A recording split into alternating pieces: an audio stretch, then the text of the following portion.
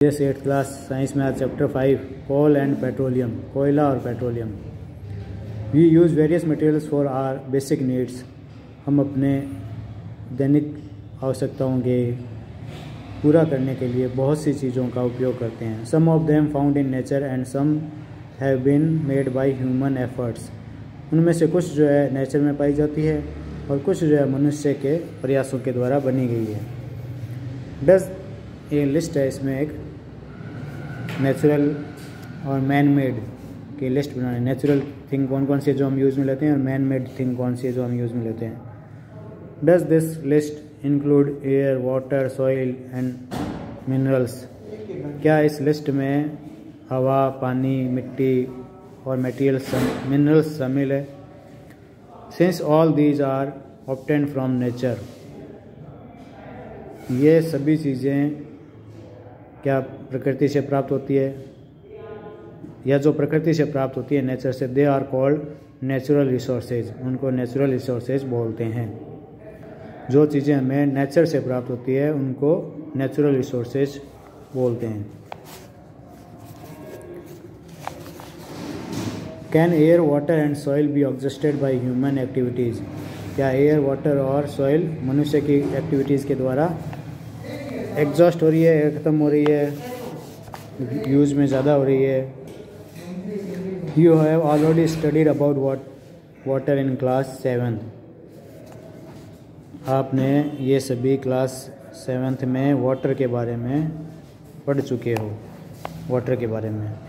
Is water a limitless resource. क्या पानी नहीं ख़त्म होने वाला रिसोर्स है। In the light of the availability various resources in nature,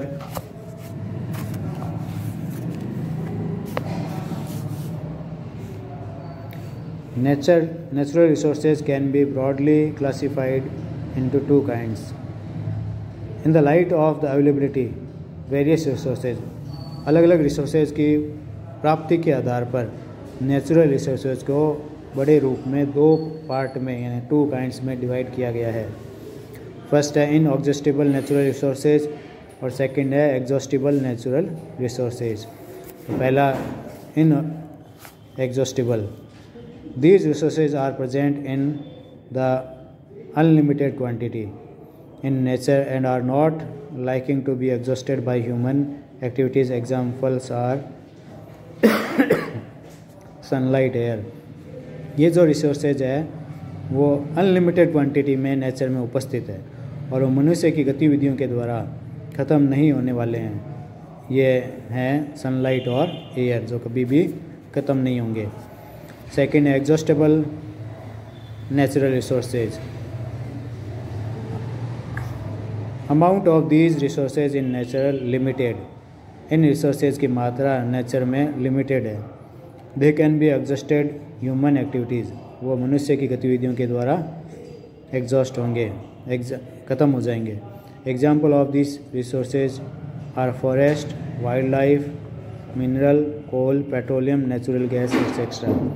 in resources के एग्जाम्पल है जो मनुष्य की गतिविधियों के द्वारा ख़त्म हो सकते हैं, वो है एग्जॉस्टेबल नेचुरल रिसोर्सेज। और वो कौन कौन से हैं? फॉरेस्ट है, वाइल्ड लाइफ है, मिनरल्स है, कोल है, पेट्रोलियम है, नेचुरल गैस है।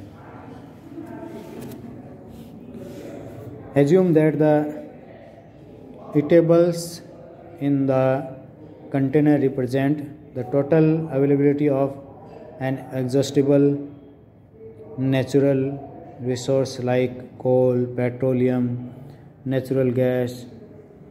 Each group may have a different consumption pattern. ये जो एक्टिविटी है इसको आप रीडिंग लगाना। इस एक्टिविटी में उसमें बताया है कि जिस कंटेनर में जो है नेचुरल रिसोर्स की अवेलेबिलिटी के बारे में बता रहा है, उनमें कोल, पेट्रोलियम और नेचुरल गैस है।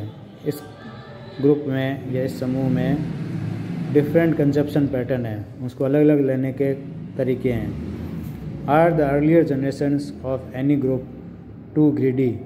क्या इनमें से कोई भी जो ग्रुप था उसकी जो पहले वाली पीढ़ी थी क्या वो लालची थी, ग्रीडी थी? It may be that the earlier generation in some groups were concerned about the coming generations and left something for them.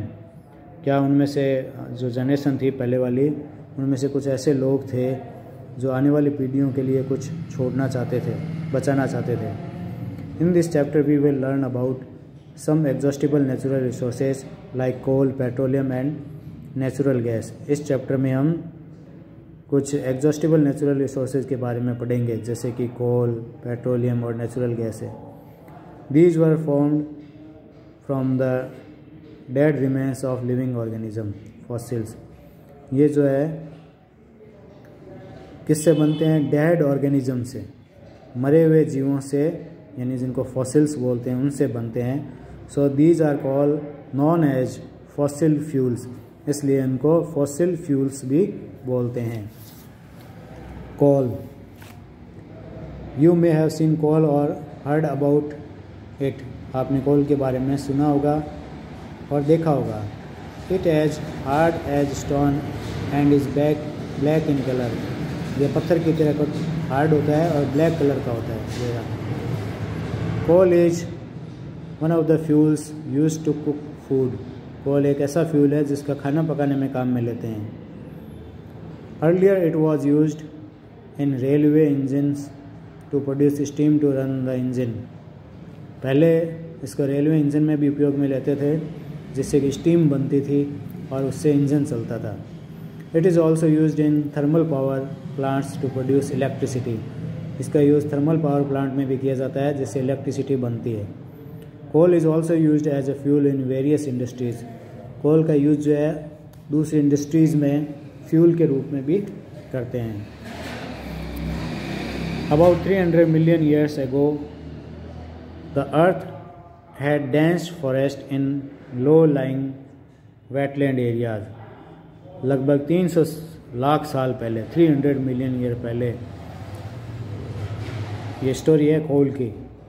लगभग 300 लाख साल पहले एक अर्थ पर कठोर घना जंगल था, डेंस फॉरेस्ट, घना जंगल।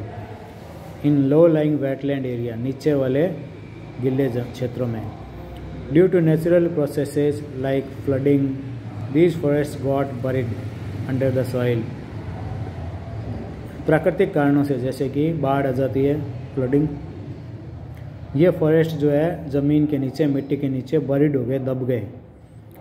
एज मोर सॉइल डिपॉजिटेड ओवर देम, इसके कारण उनके ऊपर और मिट्टी जमा होती गई। दे वर कंप्रेस्ड, वो दबते गए।